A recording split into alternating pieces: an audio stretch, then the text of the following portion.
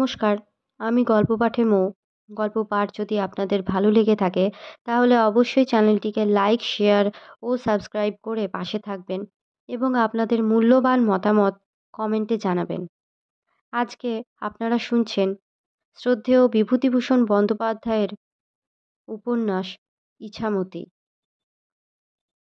রামকানাই কবিরাজ খেজুর পাতার চট পেতে দিলেন ভবানী বাড়ুজ্যেকে। বললেন, জামাইবাবু আসুন আসুন। কি করছিলেন? ইসের মূল সেদ্ধ করব, তার জোগাড় করছি। এত বর্ষায় কোত্থেকে? সন্ধ্যা হবার দেরি নেই। অঝোরে বৃষ্টিপাত হচ্ছে শ্রাবণের মাঝামাঝি। এ বাদলা 3 দিন থেকে সমানে চলছে। তিতপল্লা গাছের ঝোপ বৃষ্টিতে ভিজে কেমন অদ্ভুত দেখাচ্ছে। মাটির পথ বেয়ে জলের স্রোত চলেছে ছোট ছোট নালার মতো। বৃষ্টির শব্দে কান পাতা যায় না।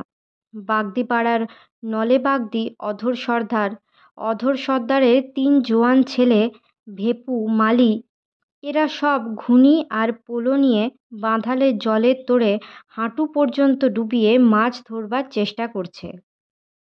বৃষ্টির গুঁড়ো ছাঁটে চারিদিক ধোঁয়া ধোঁয়া। রামকানাইয়ের ঘরের পেছনে একটা সোঁদালি গাছের এখনও 2-1 ঝাড় ফুল দুলছে।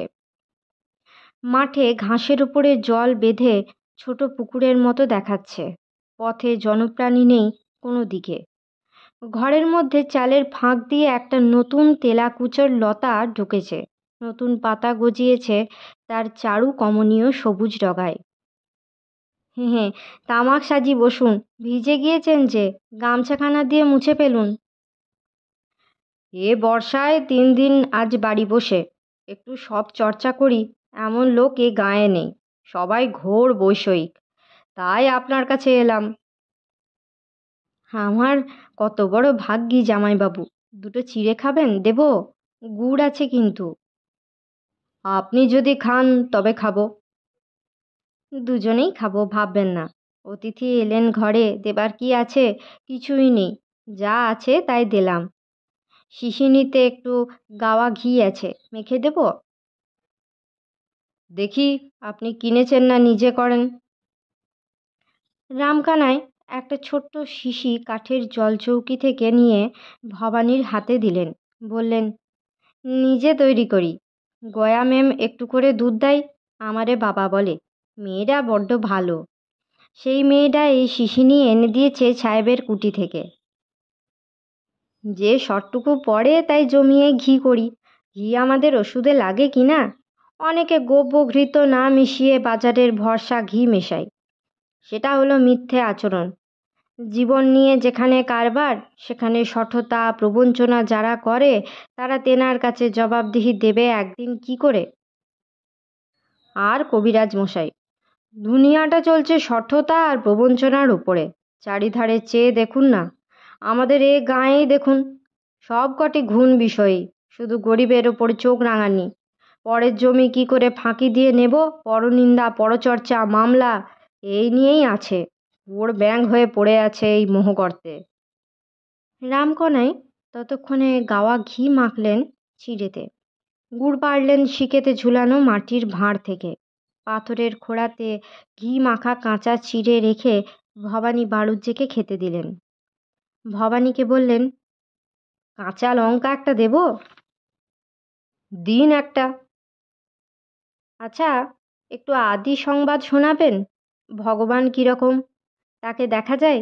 আপনারে বলি, এই ঘরে একলা রাত্রি অন্ধকারে বসে বসে ভাবি ভগবানটা কেডা? উত্তর কেডা দেবে বলুন? আপনি একটু বলুন। ভবানী বাড়ুজ্যে নিজেকে বিপন্ন বিবেচনা করলেন। রামকানাই কবিরাজ সৎ লোক, সত্যসন্ধ লোক, তাকে তিনি শ্রদ্ধা করেন। এত বড় গম্ভীর প্রশ্নের উত্তর তিনি দেবেন? এই বৃদ্ধের পিপাসু মনের খোরাক জোগাবার যোগ্যতা তাঁর কি আছে? বিশেষ করে বিশ্বের কর্তা ভগবানের কথা যেখানে সেখানে যা তা ভাবে, তিনি তাঁর কথা বলতে সংকোচ বোধ করেন। বড্ড শ্রদ্ধা করেন ভবানী বাড়ুজ্যে যাকে, তার কথা এভাবে বলে বেড়াতে তার বাধে। উপনিষদের সেই বাণী মনে পড়ল ভবানীর। अविद्यायां बहुधा वर्तमाना वयं কৃতার্থা ইত্যভিমন্যস্তি বালাহা। নানা প্রকার অজ্ঞানতায় ও মূঢ়তায় নিজেকে ডুবিয়ে রেখেও অজ্ঞানী ব্যক্তি ভাবে আমি বেশ আছি, আমি কৃতার্থ। তিনিও কি সেই দলের একজন নন? এই বৃদ্ধ ব্রাহ্মণ তার চেয়ে উপযুক্ত লোক নয়? এ কি সে দলের একজন নয় যারা তপঃ শ্রদ্ধেয়ঃ ঝপবশ্যারণ্যে শান্তা বিদ্বাংসো ভৈষ্যর্চর্যাং চরন্ত সূর্যাদারেণ তে বীরজাঃ প্রয়ান্তি যথা মৃতঃ স পুরুষো যব্যয়াত্মা। ভিক্ষাবৃত্তি অবলম্বন করে যে সকল শান্ত জ্ঞানী ব্যক্তি অরণ্যে বাস করেন, শ্রদ্ধার সঙ্গে তপস্যার নিযুক্ত থাকেন, সেই সব নিরাসক্ত নির্লোভ ব্যক্তি সূর্যোদয়ের পথে সেইখানে যান যেখানে সেই অব্যয় আত্মা অমৃতময় পুরুষ বিদ্যমান। ভবানী বাড়ুজ্যে কি কামারের দোকানে ছুঁচ বিক্রি করতে আসেননি? তিনি বিনীতভাবে বললেন, আমার মুখে কি শুনবেন? তিনি বিরাট, তিনি এই সমুদয় বিশ্বের স্রষ্টা, তিনি অক্ষর ব্রহ্ম, তিনি প্রাণ, তিনি বাক্য, তিনি মন। তদেতদক্ষরং ব্রহ্ম স্বপ্রাণস্তদ্ভুবাং মনঃ তদেতৎ সত্যং তদমৃতং তদ্বেদত্বং সৌম্যবৃদ্ধি। রামকানাই কবিরাজ সংস্কৃতে নিতান্ত অনভিজ্ঞ নন। কথা শুনতে শুনতে চোখ বুজে ভাবের আবেগে বলতে লাগলেন, আহা আহা আহা। তিনি ভবানীর হাত দুটি ধরে বললেন, কি কথায় শোনালেন জামাইবাবু, এসব কথা কেউ এখানে বলে না। মনটা আমার জুড়িয়ে গেল, বড্ড ভালো লাগে এসব কথা, বলুন বলুন। ভবানী বাড়ুজ্যে নম্রভাবে সশ্রদ্ধ সুরে বলতে লাগলেন, তিনি ক্ষুদ্র থেকেও ক্ষুদ্রতর, মহৎ থেকেও মহৎ। ইনি সমস্ত প্রাণীর হৃদয়ের মধ্যেই বাস করেন। আশীর্ণ দূরং ব্রজতি, উপবিষ্ট হয়েও তিনি দূরে যান। শয়ান ইয়াতি সর্বতঃ, শুয়ে থেকেও তিনি সর্বত্র যান। যিনি দীপ্তিমান, যিনি অণুর চেয়েও সূক্ষ্ম, যার মধ্যে সমস্ত লোক রয়েছে, সেই সব লোকের অধিবাসীরা রয়েছে। রামকানাই চিঁড়ে খেতে খেতে চিঁড়ের বাটিটা ঠেলে একপাশে সরিয়ে রেখেছেন। তার ডান হাতে তখনও একটা আধ খাওয়া কাঁচা লঙ্কা, মুখে বোকার মতো দৃষ্টি, চোখ দিয়ে জল পড়ছে। ছবির মতো দেখাচ্ছে সমস্তটা মিলে। ভবানী বাড়ুজ্যে বিস্মিত হলেন ওর জলে ভরা টসটসে চোখের দিকে তাকিয়ে। খালের ওপারে বাবলা গাছের মাথায় সপ্তমীর চাঁদ উঠেছে পরিষ্কার আকাশে। হুতুম প্যাঁচা ডাকছে নল বনের আড়ালে। ভবানী অনেক রাত্রে বাড়ি রওনা হলেন। শরতের আকাশে অগণিত নক্ষত্র, দূরে বনান্তরে কাঠঠোকরার তন্দ্রাস্তব্ধ রব, কচ্চিৎ বা দু একটা শিয়ালের ডাক, সবাই যেন তার কাছে অতি রহস্যময় বলে মনে হচ্ছিল। আজ ভগবানের নিভৃত নিস্তব্ধ রসে তার অন্তর অমৃতময় হয়েছে বলে তার বারবার মনে হতে লাগলো। রহস্যময় বটে, মধুরও বটে। মধুর ও রহস্যময় ও বিরাট ও সুন্দর ও বড় আপন সে দেবতা। একমাত্র দেবতা আর কেউ নেই, যিনি অশব্দ, অস্পর্শ, অরূপ, অব্যয়, অরস ও অগন্ধ, অনাদি অনন্ত। তার অপূর্ব আবির্ভাবে নৈশ আকাশ যেন থমথম করছে। এসব পাড়াগায়ে সেই দেবতার কথা কেউ বলে না। বধির বনতলে ওদের পাশ কাটিয়ে চলে যায়। নক্ষত্র ওঠে না, জ্যোৎস্নাও ফোটে না। সবাই আছে বিষয় সম্পত্তির তালে, দু হাত এগিয়ে ভেরেন্ডার কচা পুঁতে পরের জমি ফাঁকি দিয়ে নেবার তালে। এ শান্ত, পরম ব্যক্ত ও অব্যক্ত মহাদেবতা সমস্ত আকাশ যেমন অন্ধকারে ওতপ্রোত, তেমনি আপনাতেও। তুমি দয়া করো, সবাইকে দয়া করো। খোকাকে দয়া করো, তাকে দরিদ্র করো, ক্ষতি নেই। তোমাকে যেন সে জানে। ওর 3 মাকে দয়া করো।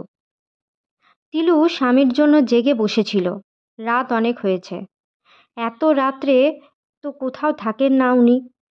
বিলু ও নীলু বারবার ওদের ঘর থেকে এসে জিজ্ঞেস করছে। এমন সময় নীলু বাইরের দিকে উঁকি মেরে বললে, ওই যে মূর্তিমান আসছেন। তিলু বললে, শরীর ভালো আছে দেখেছিস তো রে? বলে তো মনে হচ্ছে। বলি, ও নাগর, আবার কোন বিন্দেবলির কুঞ্জে যাওয়া হয়েছিল শুনি? বড়দিকে কি আর মনে ধরছে না?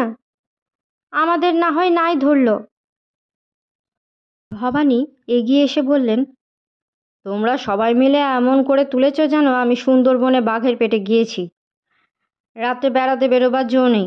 রামকানাই কবিরাজের বাড়ি ছিলাম। বিলু বললে, সেখানে কি আজকাল গাঁজার আড্ডা বসে নাকি? নীলু বললে, নইলে এত রাত অবধি সেখানে কি হচ্ছিল? তিলু বোনেদের আক্রমণ থেকে স্বামীকে বাঁচিয়ে চলে। কোনো রকমে ওদের বুঝিয়ে সুঝিয়ে ঘরে পাঠিয়ে দিয়ে স্বামীর হাত পা ধোবার জল এনে দিলে। বললে, পা ধুয়ে দেব, পায়ে যে কাদা। ওই মালসি কাঁটাতলার কাছে ভীষণ কাদা। কি খাবেন? কিছু না, চিড়ে খেয়ে এসেছি কবিরাজের বাসা থেকে। না খেলে হবে না। ও বেলার চাল কুমড়োর শুক্তুনি রাখতে বলেছিলেন, রয়েছে। সে কে খাবে? একশরা শুক্তুনি রেখে দিয়েছিল নীলু। ও বড্ড ভালোবাসে আপনাকে।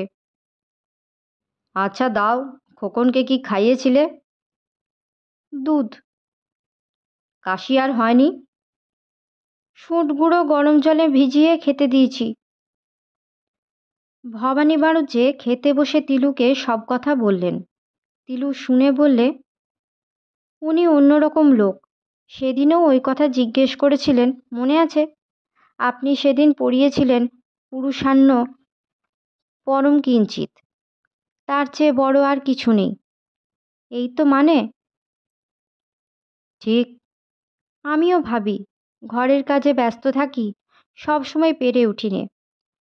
আপনি আমাকে আরও পড়াবেন, ভালো কথা। আমাদের 2 আনা করে পয়সা দেবেন। কেন?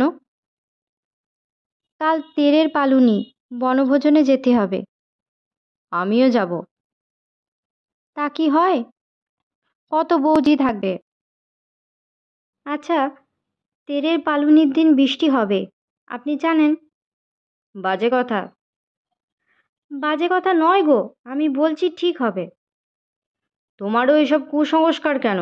বৃষ্টির সঙ্গে কি কার্যকারণ সম্পর্ক থাকতে পারে বনে বসে খাওয়ার? আচ্ছা, দেখা যাক আপনার পণ্ডিতি কতদূর টেকে।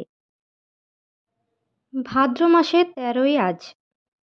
ইচ্ছামতির ধারে তেরের পালুনি করবার জন্যে 5 পোতা গ্রামের বউ ঝিরা সব জড়ো হয়েছে। নালুপালের স্ত্রী তুলসীকে সবাই খুব খাতির করছে, কারণ তার স্বামী অবস্থাপন্ন। তেরের পালুনি হয় নদীর ধারের এক বহু পুরনো জিউলি গাছের আর কদম গাছের তলায়। এই জিউলি আর কদম গাছ দুটো একসঙ্গে এখানে দাঁড়িয়ে আছে যে কতদিন ধরে, তা গ্রামের বর্তমান অধিবাসীদের মধ্যে কেউ বলতে পারে না।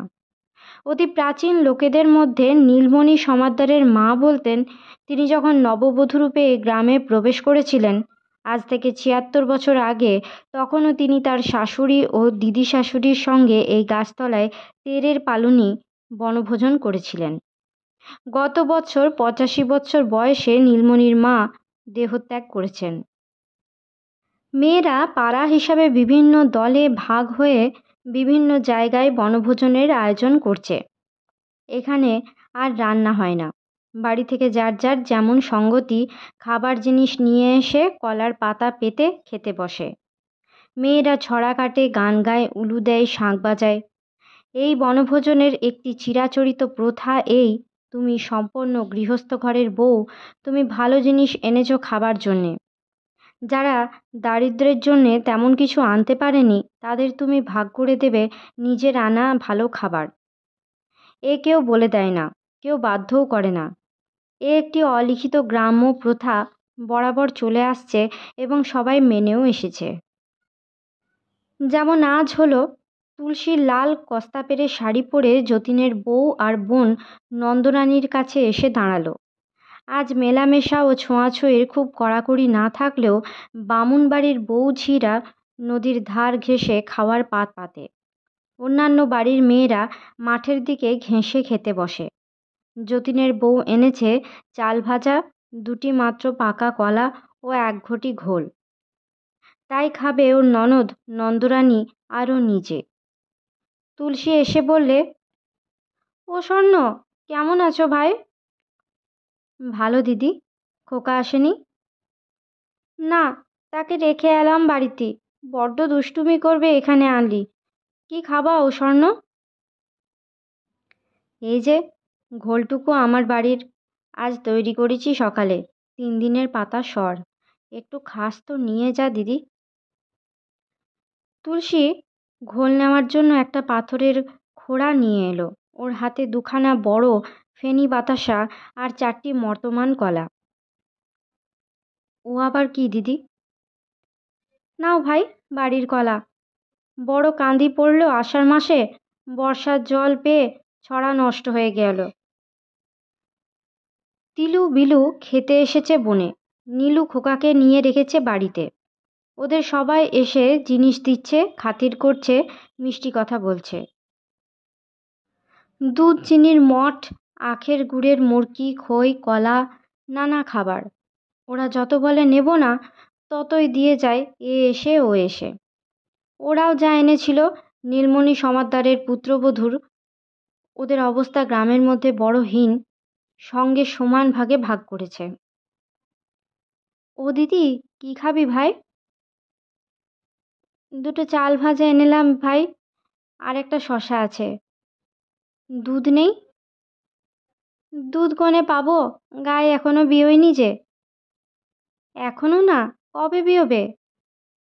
আশ্বিন মাসের শেষাগোসা। তিলুর ইঙ্গিতে বিলু ওদের দুজনকে ছিঁড়ে মুড়কি, বাতাসা, চিনির মঠ এনে দিলে। ষষ্ঠী চৌধুরীর স্ত্রী ওদের পাকা কলা দিয়ে গেলেন 6-7টা। ফণী চক্রবর্তীর পুত্রবধূ বললে, আমার অনেকখানি খেজুরের গুড় আছে, নিয়ে আসছি তাই।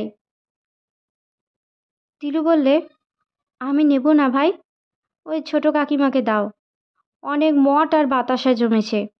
বিদু দিদি এবার ছড়া কাটলে না যে? ছড়া কাটো শুনি। বিদু ফণী চক্রবর্তীর বিধবা বোন, 50-এর কাছাকাছি বয়স। একসময় সুন্দরী বলে খ্যাতি ছিল এই গ্রামে। বিধু হাত নেড়ে বলতে আরম্ভ করলে, আজ বলেছে যেতে পান সুপুরি খেতে, পানের ভেতর মৌরি বাটা, ইস্কে বিস্কে ছবি আঁটা, কলকাতার মাথা ঘষা, মেদিনীপুরের চিরুনি, এমন খোপা বেঁধে দেব চাপা ফুলের গাঁথুনি, আমার নাম সরবালা, গলায় দেব ফুলের মালা। বিলু চোখ পাকিয়ে হেসে বললে, কি বিদু দিদি, আমার নামে বুঝি ছড়া বানানো হয়েছে? তোমায় দেখাচ্ছি মজা। বলে চালতে গেছে ভোমরা বাসা, সব কোণ নেই তার এক কোণ ঠাসা। তোমারে আমি, আচ্ছা একটা গান করো না বিধু দিদি। মাইরি, নিধুবাবুর টপ্পা একখান গাও শুনি। বিধু হাত পা নেড়ে ঘুরে ঘুরে গাইতে লাগলো, ভালোবাসা কি কথার কথা সই, মন যার সনে গাঁথা, শুকাইলে তরুবর বাঁচে কি জড়তা লতা, মন যার সনে গাঁথা। ও পাড়ার একটি অল্প বয়সী লাজুক বউকে সবাই বললে একটা শ্যামা বিষয়ক গান গাইতে। বউটি ভজগোবিন্দ বাড়ুজ্যের পুত্রবধূ, কামদেবপুরের রত্নেশ্বর গাঙ্গুলির তৃতীয়া কন্যা, নাম নিস্তারিণী। রত্নেশ্বর গাঙ্গুলি এদিকের মধ্যে একজন ভালো ডুগি তবলা বাজিয়ে। অনেক আসরে বৃদ্ধ রত্নেশ্বরের বড় আদর। নিস্তারিণী শ্যামবর্ণা, একহারা, বড় সুন্দর চোখ দুটি, গলার সুর মিষ্টি, সে গাইলে বড় সুস্বরে। নীলবরণী নবীনা, বরুণী নাগিনী জড়িত জটা বিভূষিণী, নীলনয়নী জিনী ত্রিনয়নী কিবা শোভে নিশানাথ নিভাননী। গান শেষ হলে তিলু পেছন থেকে গিয়ে ওর মুখে একখানা আস্ত চিনির মঠ গুজে দিল। বউটির লাজুক চোখের দৃষ্টি নেমে পড়ল বোধহয় একটু অপ্রতিভ হলো অতগুলি আমোদপ্রিয় বড় বড় মেয়েদের সামনে। বললে, দিদি ঠাকুর জামাইকে দিয়ে যান গে।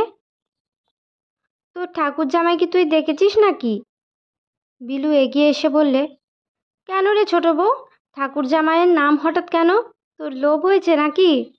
খুব সাবধান, ওদিকে তাকাবি না, আমরা 3 সতীনে ঝ্যাঁটা নিয়ে দোরগোড়ায় বসে পাহারা দেব, বুঝলি তো? ঢুকবার বাগ পাবি কেমন করে? কাছাকাছি সবাই হি হি করে হেসে উঠল। এমন সময়ে একটা আশ্চর্য ব্যাপার হয়ে গেল। ঠিক কি সেই সময়েই দেখা গেল স্বয়ং ভবানী বাড়ুর যে রাঙা গামছা কাঁধে এবং কোলে খোকাকে নিয়ে আবির্ভূত। নালু পাড়ের স্ত্রী তুলসী বললে, ওই রে, ঠাকুর জামাই বলতে বলতেই ওই যে এসে হাজির। ভবানী বাড়ুর যে কাছে এসে বললে, বেশ, আমাদের ঘাড়ে ওকে চাপিয়ে দিয়েছ বেশ। ও বুঝি থাকে, ঘুম ভেঙে মা মা চিৎকার ধরল, অতি কষ্টে বোঝায়, তাই কি বোঝে? খোকা জনতার দিকে বিভ্রান্ত দৃষ্টিতে চেয়ে চেয়ে বললে, মা। বিলু ছুটে গিয়ে খোকাকে কোলে নিয়ে বললে, কেন, নীলু কোথায়? আপনার ঘাড়ে চাপানো হয়েছে কে বললে? নীলুর কোলে বসিয়ে দিয়ে আমি। বৌদিরা ডেকে পাঠালেন নীলুকে, বড় দাদার শরীর অসুখ করেছে, ও চলে গেল আমার ঘাড়ে চাপিয়ে। বৌঝিরা ভবানীকে দেখে কিসব ফিসফিস করতে লাগলো জটলা করে। কেউ কথা বলবে না, সে নিয়ম এসব অঞ্চলে নেই। প্রবীণা বিধু এসে বললে, ও বড় মেজ ছোট জামাইবাবু, সব বৌঝিরা বলছে ঠাকুর জামাইকে আজ যখন আমরা পেয়ে গিয়েছি তখন আজ আর ছাড়ছি নে আমাদের। ভবানী বাড়ু যে কথা শেষ করতে না দিয়েই তাড়াতাড়ি হাত জোড় করে বললেন, না, মাপ করুন বিধু দিদি, আমি একা পেরে উঠব না, বয়স হয়েছে। এই কথাতে একটা হাসির বন্যা এসে গেল বৌঝিদের মধ্যে। কারো চাপা হাসি, কেউ খিলখিল করে হেসে উঠল, কেউ মুখ ফিরিয়ে নিয়ে ওদিকে, কেউ ঘুমটার আড়ালে খুক খুক করে হাসতে লাগলো। হাসির সেই প্লাবনের মধ্যে ভাদ্র অপরাহ্নে নদীর ধারের কদম ডালে রাঙা রোদ, আর ইছামতির ওপারে কাশফুলের দুলুনি, কোথাও দূরে ঘুঘুর ডাক, নিস্তারিণীর কোলে খোকার অর্থহীন বকুনি, সব মিলিয়ে তেরের পালুনি আজ ভালো লাগলো নিস্তারিণীর। ঠাকুর জামাই কি আমুদে মানুষটি, আর বয়স হলেও এখনও চেহারা কি চমৎকার।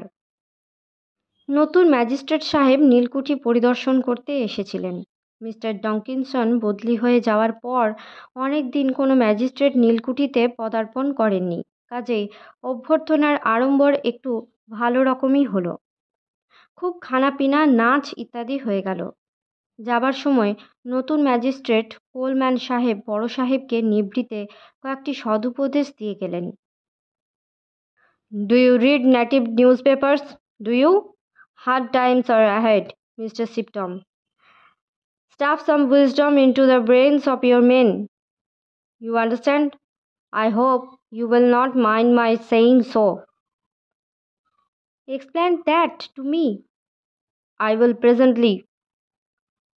আসল কথা, ক্রমশ দিন খারাপ হচ্ছে। দেশি কাগজওয়ালারা খুব হইচই আরম্ভ করেছে। হিন্দু পেট্রিয়ট কাগজে হরিশ মুখুজ্জে গরম গরম প্রবন্ধ লিখছে। রামগোপাল ঘোষ নীলকরদের বিরুদ্ধে উত্তেজনাপূর্ণ বক্তৃতা করছে। নেটিভরা মানুষ হয়ে উঠল। সে দিন আর নেই, একটু সাবধানে সব কাজ করে যাও। আমাদের ওপর গভর্নমেন্টের গোপন সার্কুলার আছে, নীল সংক্রান্ত বিবাদে আমরা যেন যতদূর সম্ভব প্রজাদের পক্ষে টানি। কোলম্যান সাহেবের মোট বক্তব্য হলো এই। পরদিন বড় সাহেব ডেভিড সাহেবকে ডেকে বললে সব কথা। ডেভিড বোধহয় একটু অসন্তুষ্ট হলো, বললে, You see, I can work and I can do with very little sleep, and I have never wasted time on liking people. Perhaps I am not clever enough. No, David, we have a stake down here, in this God-forsaken land. You see, what I want to drive at it this. এমন সময় শ্রীরাম মুচি এসে বললে, সাহেব, বাইরে দপ্তরখানায় প্রজারা বসে আছে, খুব হাঙ্গামা বেঁধেছে। হিংনাড়া রসুলপুরের বাগদিরা খেপেছে, তারা নাকি নীলির মাঠে গরু ছেড়ে দিয়ে নীলির চারা খাইয়ে ফেলেছে। ডেভিড লাফিয়ে উঠে বললে, কোনেকার প্রজা? হিংনাড়া? সাদেক মোড়ল আর চিহরি সর্দার, এই দুটো বদমায়েশের দিকেই আমার অনেক দিন থেকে নজর আছে। শাসন কী করে করতে হয় তা আমি জানি। শিপটন সাহেব ভয়ানক রেগে উঠে বললেন, the devil that it, I will come in with you this time. Will you like to come on a mouse hunt tomorrow morning? Sure, I will.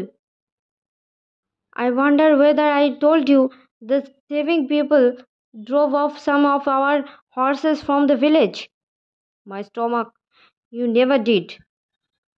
Well, be ready tomorrow morning.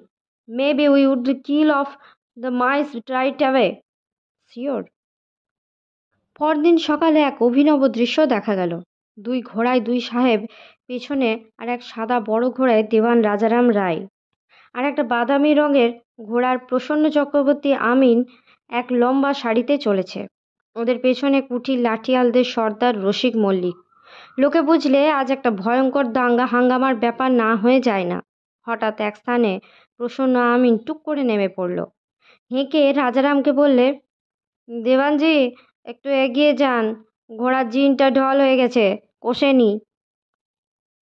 তারপর মুখ উঁচু করে দেখলে ওরা বেশ 2 কদম দূরে চলে গিয়েছে।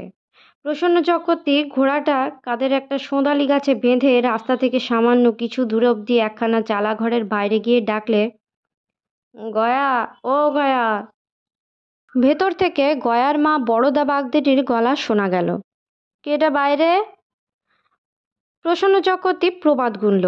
এই সময় বুড়ি থাকে না বাড়িতে, কুটিতে মেম সাহেবের কাজ করতে যায়, ছেলে ধরা, ছেলেদের স্নান করানো, এইসব। ও আপদ আজ এখন আবার, আহ, যত হাঙ্গাম কি। প্রসন্ন চক্রবর্তী গলা ছেড়ে বললে, এই যে আমি, ও দিদি। কেডা? আমিন বাবু? কি এমন সময়ে? বলতে বলতে বড়দা বাগদিনী এসে বাইরে দাঁড়ালো। বোধহয় ধান সেদ্ধ করছিল। ধানের হাঁড়ির কালি হাতে মাখানো, মাথায় ঝাঁটার মতো চুলগুলো চূড়োর আকারে বাঁধা, মুখ অপ্রসন্ন। প্রসন্ন চক্রবর্তী বললে, কে দিদি? আহ, ভালোই হলো। ঘোড়াটার পায়ে কি হয়েছে? হাঁটতে পারছে না। একটু নারকোল তেল আছে? না, নেই। নারকোল তেল বারণ তো। ও, তবে যায়। বরদা বাগদিনী সন্দিগ্ধ দৃষ্টিতে প্রসন্ন আমিনের দিকে চেয়ে চেয়ে দেখলে। প্রসন্ন চক্রবর্তীর কৈফিয়ত সে বিশ্বাস করেছে কিনা কে জানে। মেয়ের পিছনে যে লোকজন ঘোরাফেরা করে সে জানে না কত অবাঞ্ছিত আবেদন ও প্রার্থনার জঞ্জাল সরিয়ে রাখতে হয় ঝাঁটা হাতে। কচি খুকি নয় বরদা বাগদিনী। আমিন মশাই বলে সন্দেহের অতীত এরা নয়, বয়স বেশি হয়েছে বলেও নয়। অনেক প্রৌঢ়, অনেক অল্প বয়সী, অনেক আত্মীয়কেও সে দেখল, কাউকে বিশ্বাস নেই। প্রসন্ন চক্রবর্তী জোরে ঘোড়া ছুটিয়ে গেল।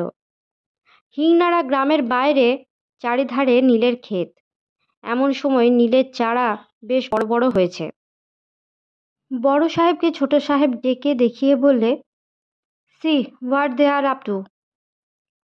এমন সময় দেখা গেল লাঠি হাতে একটি জনতা বাগদিপাড়া থেকে বেরিয়ে মাঠের আলে আলে ক্রমশ এদিকে এগিয়ে আসছে। দেওয়ান রাজারাম বললেন, সাহেব, ওরা ঘিরে ফেলবার মতলব করছে, চলুন আরও এগিয়ে। ডেভিড বললে, তুমি ফিরে যাও, এদের ঘরে আগুন দিতে হবে, লোকজন নিয়ে এসো। রসিক মল্লিক লাঠিয়াল বললে, কিচ্ছু লাগবে না সাহেব, মুই এগিয়ে যাই, দাঁড়ান আপনারা। বড় সাহেব বললে, ইউ স্টে, আমি আর ছোট সাহেব যাইবেন। সরকি আনিয়াছ? না সাহেব, সরকি লাগবে না। মোর লাঠির সামনে 100 লোক দাঁড়াতে পারবে না, আপনি হটে আসুন। দেওয়ান রাজারাম ততক্ষণ ঘোড়া এগিয়ে হিংনাড়া গ্রামের উত্তর কোণের দিকে ছুটিয়েছেন। বড় সাহেব চেঁচিয়ে বললেন, রসিক, তোমার সহেট যাইবে দেওয়ান। কিছুক্ষণ পরে খুব একটা চিৎকার ও আর্তনাদ শোনা গেল। বাগদিপাড়ার ছোট ছেলে মেয়ে ও বউ ঝিরা প্রাণপণ চেঁচাচ্ছে ও এদিক ওদিক দৌড়চ্ছে। 70 বছরের বৃদ্ধ রামধন বাগদি রাস্তার ধারের একটা কাঠের গুঁড়ির ওপর বসে তামাক খাচ্ছিল। তার মাথায় লাঠির বাড়ি পড়তেই চিৎকার করে মাটিতে পড়ে গেল। তার স্ত্রী চেঁচিয়ে কেঁদে উঠল। লোকজন ছুটে এলো, হইচই আরম্ভ হলো।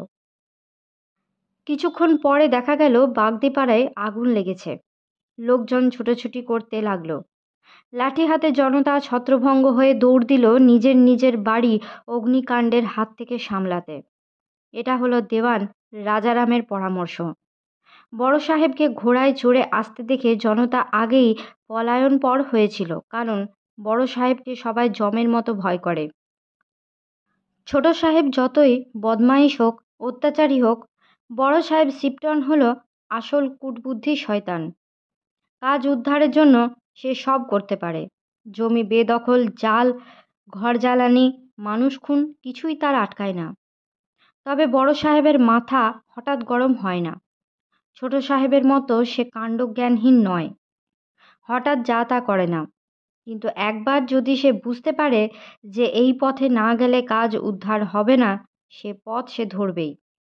কোনো হীন কাজই তখন আর আটকাবে না। আগুন তখনই লোকজন এসে নিভিয়ে ফেললে। আগুন দেওয়ার আসল উদ্দেশ্য ছিল জনতাকে ছত্রভঙ্গ করা। সে উদ্দেশ্য সফল হলো। রসিক মল্লিককে সকলে বড় ভয় করে। সে জাতিতে নমশূদ্র, দুর্ধর্ষ লাঠিয়াল ও সর্কি চালিয়ে।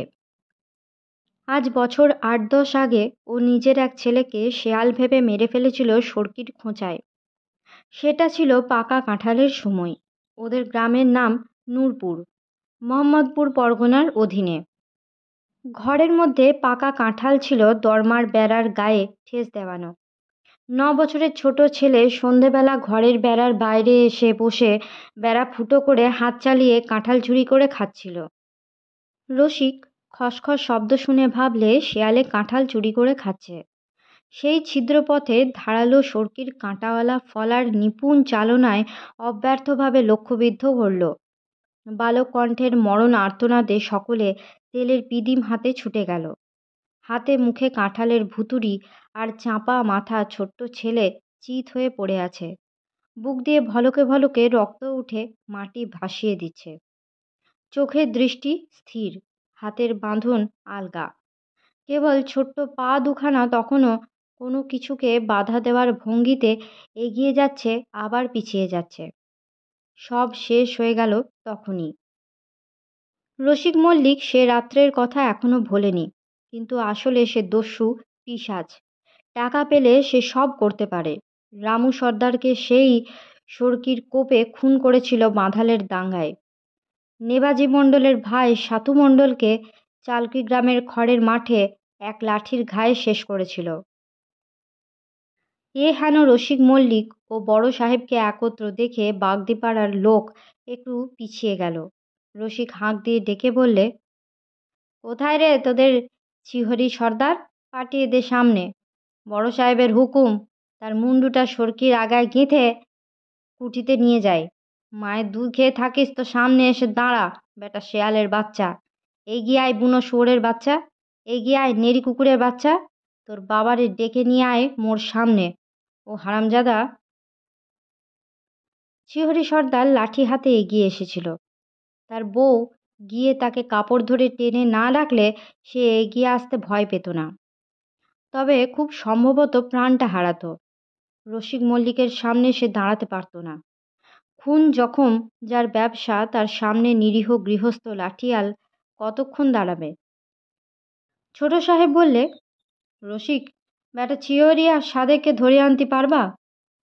বড় সাহেবের মেজাজ এতক্ষণে কিছুটা ঠান্ডা হয়ে থাকবে। সে বললে, I am afraid that would not be quite within the bound of law. Let us return. পরে হেসে বললে, Sufficient unto the day, the evil thereof. ছোট সাহেব মনে মনে চটল বড় সাহেবের ওপরে। ভাবলে সে বড় সাহেবের কথার শেষে বলে আমেন, কিন্তু সাহসে কুলিয়ে উঠল না। দেওয়ান রাজারাম ততক্ষণে ঘোড়ার মুখ ফিরিয়েছেন কুঠির দিকে।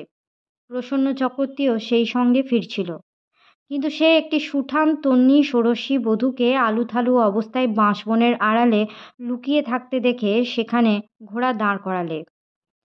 কাছে লোকজন ছিল না কেউ। বউটি ভয়ে জড়সড় হয়ে বাঁশবনের ওদিকে ঘুরে যাবার চেষ্টা করতে প্রসন্ন চক্রবর্তীর গলার সুরকে যত দূর সম্ভব মোলায়েম করে জিজ্ঞেস করলে, কেডা গা তুমি? উত্তর নেই। বলি, ভয় কি গা? আমি কি সাপ না বাঘ? তুমি কেডা?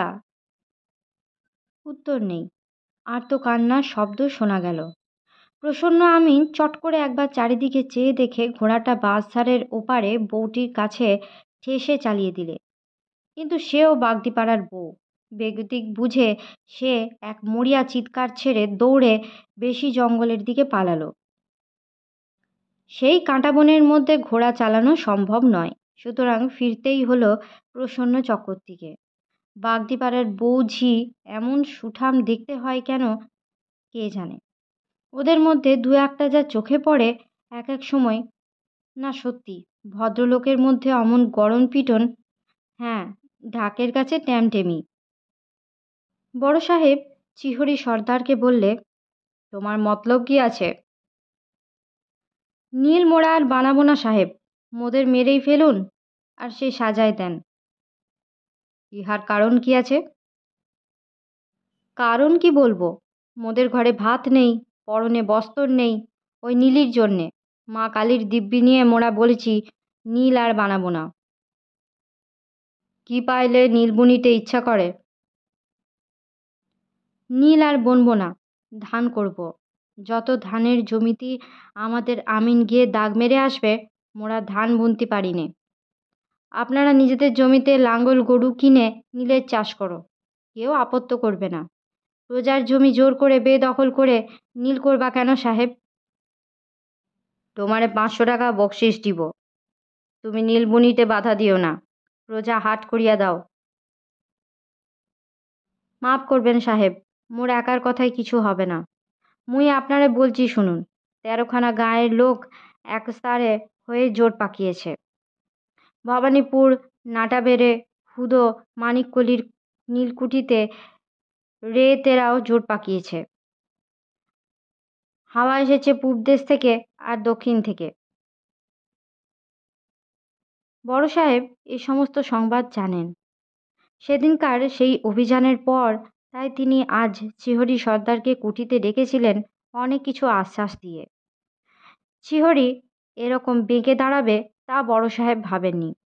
তবু বললেন, তুমি আমার কাছে চলিয়া আসিবে, চেষ্টা করিয়া দেখো, অনেক টাকা পাইবে।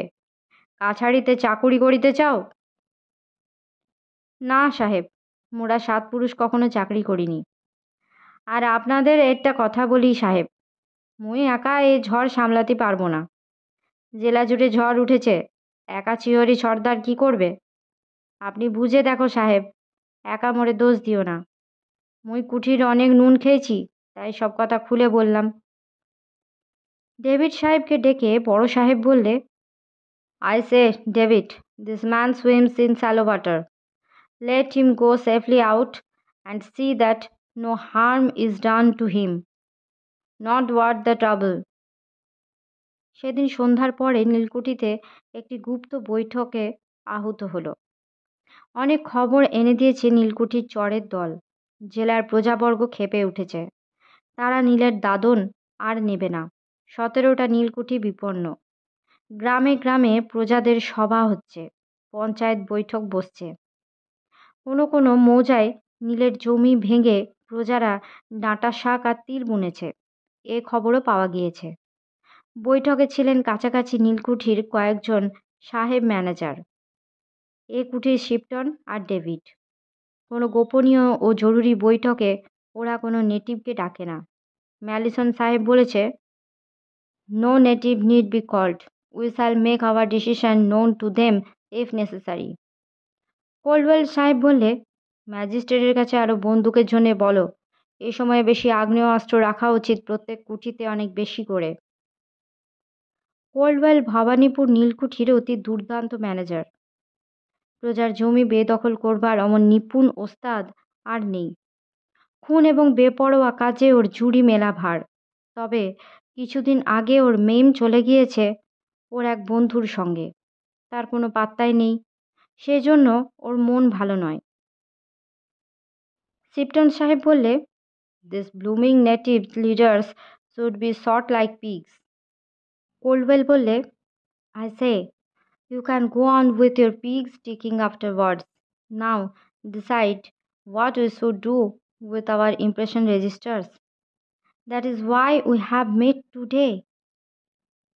এই সময়ে শ্রীরাম মুচি বেয়ারা শেরির বোতল ও অনেকগুলো ডিকান্টার ট্রেতে সাজিয়ে এনে ওদের সামনে রেখে দিলে। কোল্ডওয়েল বললে, নো সেরি for me, I will have a peg of neat brandy. Now, Sipton, old boy, let us see how you keep your impression registers. This man of yours is reliable. Nowadays, walls are beers, you see. চিপটন শ্রীরামের দিকে চেয়ে বললে, ওহ, he is all right. দাদন খাতা নীলকুঠির অতি দরকারি দলিল। সমস্ত প্রজার টিপসই নিয়ে অনেক যত্নে এই খাতা তৈরি করা হয়। স্বয়ং ম্যাজিস্ট্রেট এসে এই দাদন খাতা পরীক্ষা করে থাকেন। অধিকাংশ কুঠিতে দাদন খাতা দুখানা করে রাখা থাকে। ম্যাজিস্ট্রেটকে আসল খাতাখানা দেখানো হয় না। সিপটন দাদন খাতা পূর্বেই আনিয়ে রেখেছিল টেবিলে। খুলে সবাইকে দেখালে। ম্যালিসন বললে, "This is your original register?" "Yes, the other one is in the office. This I keep always under lock and key." "Sure, you have got this week's Englishman?" "Sure, I have." কোল্ডওয়েল বললে, "It is funny. A deputation waited on the lieutenant governor the other day. The blooming old fellow has given them a benediction." Shipton বললে, "As he always does, the old bedder." তারপর খুব জোর পরামর্শ হলো সাহেবদের। পরামর্শের প্রধান ব্যাপার হলো প্রজা বিদ্রোহ শুরু হয়ে গিয়েছে। সাহেবদের নীলকুঠি আক্রমণ হবার সম্ভাবনা কতটা? হলে স্ত্রীলোক ও শিশুদের চুয়াডাঙ্গার বড় কুঠিতে রাখা হবে না কলকাতায় স্থানান্তরিত করা হবে? শিপটন বললে, "I don't think the beggars would dare as much. I will keep them here all right." কোল্ডওয়েল বললে, "Please yourself, old boy. You are the same bullhead Johnny Shipton as ever. Pass me a glass of sherry, Malison, will you?" ম্যালিসন ভুরু কুচকে হেসে বললে, "Funny. It is not. You said you would have to do nothing with sherry, did you not?" "Sure, I did. I was feeling out of sorts with the worried and trouble, as also with the long ride through drenching rain. ভেয়ারা ইধারে আইসো, লেবু আনিতে পারিবে?" Shipton Shriram মুচির দিকে চেয়ে বললে, "বাগান হইতে লেবু লইয়া আসিবে সাহেবের জন্য 1 ডজন, 10টা 2টা লেবু লইয়া আসিবে, বুঝিলে?" "হ্যাঁ সাহেব।" শ্রীরাম মুচি চলে গেলে সাহেবদের আরও কিছুক্ষণ পরামর্শ চলল। ঠিক হলো চুয়াডাঙ্গার বড় কুঠির ম্যানেজারের কাছে লোক পাঠানো হবে কাল সকালেই।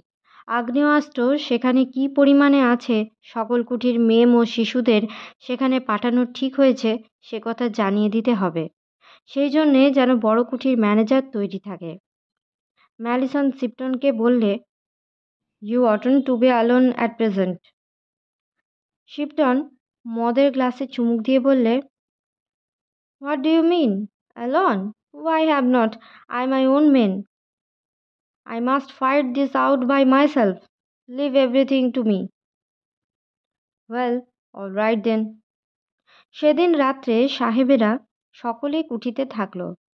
অন্য সময় হলে চলে যেত যে যার ঘোড়ায় চড়ে, কিন্তু এ সময় ওরা সাহস করলে না একা একা যেতে। শেষ রাত্রে খবর এলো রামনগরের কুঠি লুট করতে এসেছিল বিদ্রোহী প্রজার দল। বন্দুকের গুলির সামনে দাঁড়াতে না পেরে হটে গিয়েছে।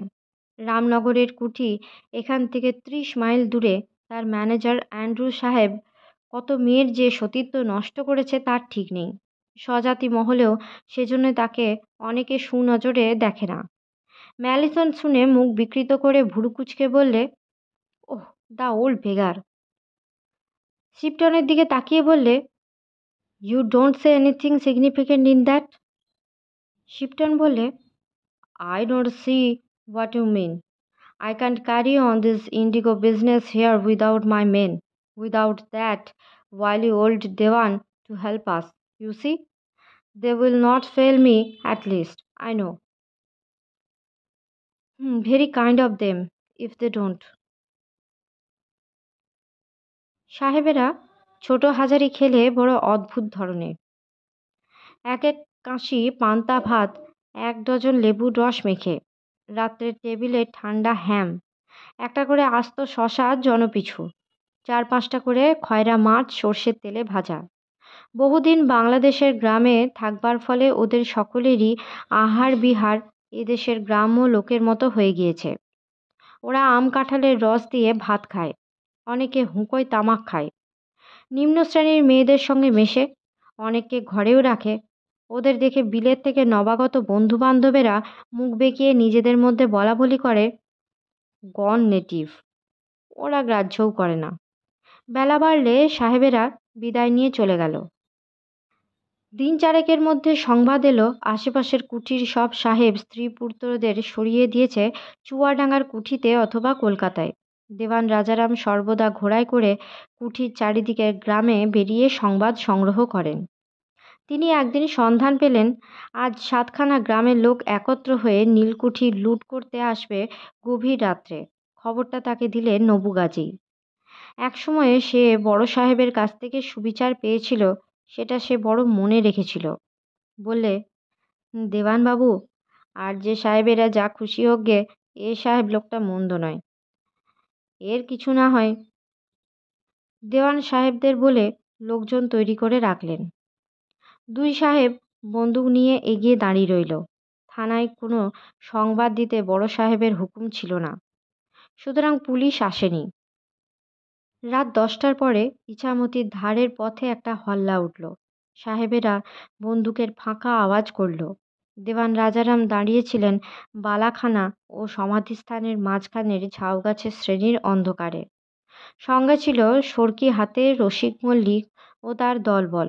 রসিক মল্লিক বললে, দোহাই দেওয়ান মশাই, এবারে আমারে একটু দেখতে দেন, ওদের একটু সাম্যপানা করি, ওদের চুলকুনি মাঠো যদি না করি এবার, তবে মোর বাবার নাম তীরভঙ্গ মল্লিক নয়। দূর বেটা থাম, কতগুলো মানুষ খুন হলেই কি হয়, অন্য জায়গায় হলেই হতো, এ যে কুঠির বুকের ওপরে, পুলিশ এসে তদন্ত করলি তখন মুশকিল। লাশ রাতারাতি গুম করে ফেলে দিবানি, সে ভারটা মোর ওপরে দেবেন দেওয়ান মশাই।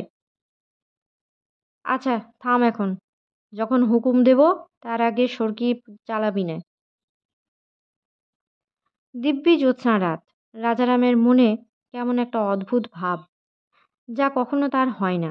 ঝাউ গাছের ডালের ফাঁক দিয়ে জ্যোৎস্না এসে পড়েছে মাটির রাস্তার বুকে। তিলু বিলু নীলুর বিয়ে দিয়েছেন, ভাগ্নের মুখ দেখেছেন, জীবনের সব দায়িত্ব শেষ করেছেন। আজ যদি এই দাঙ্গায় এ পথের উপরে তার দেহ সর্কিবিদ্ধ হয়ে লুটিয়ে পড়ে, কোনো অপূর্ণ স্বাদ থাকবে তার মনে কি? কিছু না। জগদম্বার ব্যবস্থা তিনি যথেষ্টই করেছেন। তালুক বিষয় ধানি জমি যা আছে, একটা বড় সংসার চলে। জমিদারির আয় বছরে তা 300-400 টাকা হবে। রাজার হাল, নির্ভাবনায় মরতে পারবেন তিনি। সাহেবদের এতটুকু বিপদ আসতে দেবেন না। অনেক দিনের নুন খেয়েছেন। বললেন, রসিক বেটা তৈরি থাক, তবে খুনটা বুঝলি নে, যখন গায়ের উপরে এসে পড়বে। ঝাউতলার অন্ধকার ও জ্যোৎস্নার জালবুনুনি পথে অনেক লোকের একটা দল এগিয়ে আসছে। ওদের হাতে মশাল, সরকি ও লাঠিও দেখা যাচ্ছে। রসিক হাঁকার দিকে বললে, এগিয়ে আয় বেটারা, সামনে এগিয়ে আয়, তোদের ভুঁড়ি ফাঁসায়। কতগুলো লোক এগিয়ে এসে বললে, কেডা, রসিক দাদা? না না, তোদের বাবা। অমন কথা বলতি নেই, ছি, এগিয়ে এসো দাদা। রসিককে হঠাৎ দেওয়ান রাজারাম আর পাশে দেখতে পেলে না। ইতিমধ্যে সে কখন অদৃশ্য হয়ে কোথায় মিলিয়ে গেল, আধ জ্যোৎস্না আধ অন্ধকারে। অল্পক্ষণ পরে দেখলেন সামনের দল ছত্রভঙ্গ হয়ে এদিক ওদিক ছুটছে, আর ওদের মাঝখানে চরকির মতো কি একটা ঘুরে ঘুরে পাক খাচ্ছে। কিসের একটা ফলকে 2-4 বার চকচকে জ্যোৎস্না খেলে গেল। কি ব্যাপার, রসিক মল্লিক নাকি? ইস, করে কি? খুব একটা হল্লা উঠল কুঠির হাতার বাইরে। তারপরেই সব নিস্তব্ধ। দূরে শব্দ মিলিয়ে গেল, কেউ কোথাও নেই। সাহেবদের ঘোড়ার শব্দ একবার যেন রাজারাম শুনলেন বালাখানার উত্তরের পথে। এগিয়ে গেলেন রাজারাম। ঝাউতলার পথে।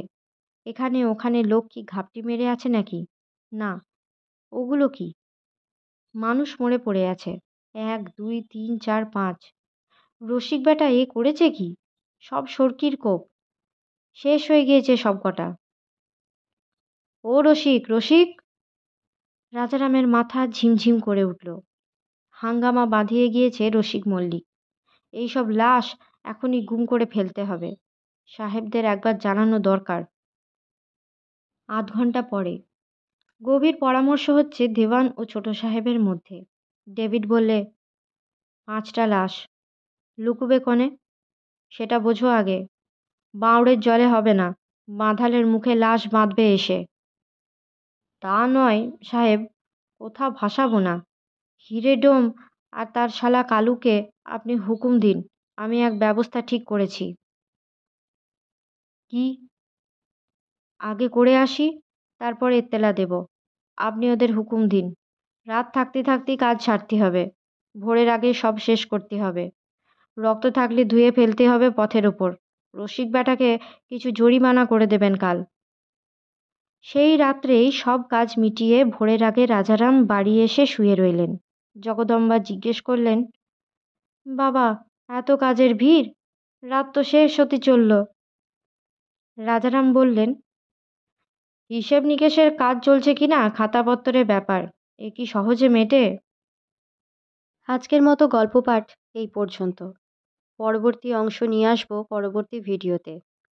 সকলে ভালো থাকবেন, সুস্থ থাকবেন এবং পাশে থাকবেন।